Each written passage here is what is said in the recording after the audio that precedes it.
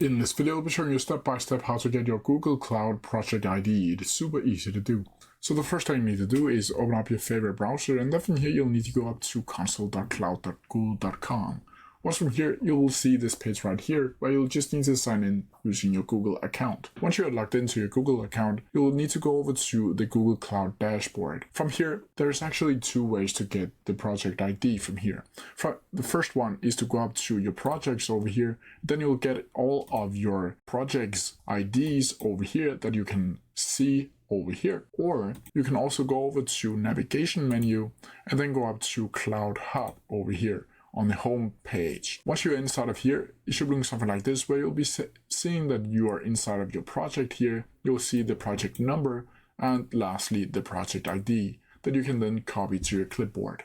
But that's how you do it. If you have any questions about it, please send down in the comment section below and I'll try my best to answer them as quickly as possible. See ya!